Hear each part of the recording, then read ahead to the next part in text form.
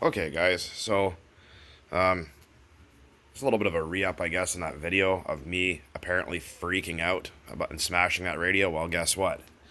Seems that I've offended some people. You're welcome.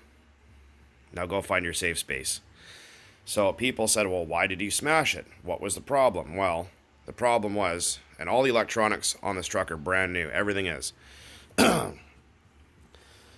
What I didn't get on video was a truck running across the field wide open without my finger touching anything, then randomly stopping and then taking off again, all by itself.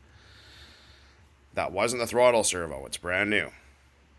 And the steering was going crazy. It was going back and forth. What do you call it here? The shift servo was going wacky. It was just the radio was glitching out. And someone says, oh, well, there's a setting between nitro and electric. You're a jackass. Well, this radio only had one knob on it.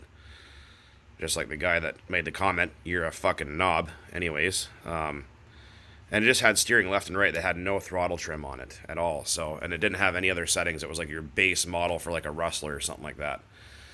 So, yeah, it was a shitty radio. It basically only had maybe 60 feet of range before it would run away. And then right when you guys seen the video, and I drove it up to myself, took my finger off the trigger, the truck drove away by itself. That wasn't me hitting the trigger. The truck drove away by itself and stopped again. So, of course, I didn't realize it was still being recorded. And I thought, well, you know what? For fun, let's just smash this piece of shit, because had my truck run away and smashed into that fence, it would have cost me hundreds to fix it, if not completely destroyed the truck. So a $25 radio versus $400 for a new truck. I mean, come on, do the math here. But if little things like that really offend you, maybe you should just not watch. Like just bugger off, right? Like don't even bother wasting your time commenting, because I'm just going to sass you back anyway. Other than that, yeah, so that radio went in the garbage. The only reason why I actually got that radio and I'm not using my Fly Sky on it currently is because it had the forwards reverse lever, and I'm trying to find a radio that has the same. But at the same time, I'm actually thinking about deleting the reverse and going with a forward-only conversion. I have to take this transmission apart anyways, because it doesn't want to shift a second always. Like sometimes it will, sometimes it won't. You have to launch it really hard to get it to shift into second. So I will make a video about that. I actually believe I have a video taking that transmission apart. But for now, I have another receiver on order, and I'm just going to use my little Fly Sky here. I should have done that to begin with. This thing actually has really good range, and receivers are nice and cheap. I think they're only about $8-9 a piece. So that's the model. This thing will focus. FSGT2. I've had this for about 5 years now, and it's never once had an issue. So I'm going to be putting that in there. People said, oh, read the manual, read the instructions, you're an idiot. No, well, I've been doing this for 21 years. I think I can understand how to set up a radio properly. But if, like I said, if that offends you, maybe go watch another channel if it's that upsetting.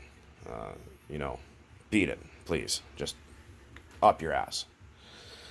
Anyways, TNR Racing Fuel. Again, this stuff, excellent stuff. Someone says, oh yeah, of course, you got it for free, so you're going to like it more. Way to go promoting this, that, and the other. And I'm like, well, or, saying it's the best. Well, I never said it was the best. I said I really liked it and I recommended it. I have nothing else to compare it to, since 30% is very difficult to find and or very expensive in my area. And the only 30% you will find is Traxxas 33%, which is like 16 or 18% oil or something like that. Or occasionally you might find Byron's 33, which is 16% oil. So there's no real good 30% around here to compare this to. So people saying that I labeled it as the best fuel ever is a fucking idiot. Just putting that out there. Yeah, anyways, so there will be more on this at a later date. I will put that receiver in there when it gets in the mail, or comes in the mail, I should say. And we'll take it out and bash the shit out of this thing some more. And people keep asking about this little Dynamite 19 here. And I think I've said I've had it for about 5 years. And got roughly, I want to say about 12 and a half gallons out of it so far. And it's like tons of compression still. It's excellent. So recommended that. and the THS pipe. The factory tracks this spring little header clamp dealio thing in the back there. It's not the best design. They kind of leak, which isn't always good either. So yeah, just something to look out for. But I recommend this engine to anyone that wants to try something different besides the 2.5s or 3.3s, or does not want to spend like $300 in an OS 21 TM. So that's the deal there. No, I do not have anger issues. I'm actually a very calm person, but like I said, that radio, when my truck started taking off, I mean, that could have been disastrous. So I thought, you know what? To hell with it, let's just break that radio up into 1,000 pieces just for fun. So if that offends you, again, take this and rotate. Go watch another channel. Go watch Teletubbies or something.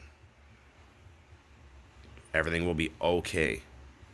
Anyways, guys, as always, thanks for watching. And keep on burning nitro out there.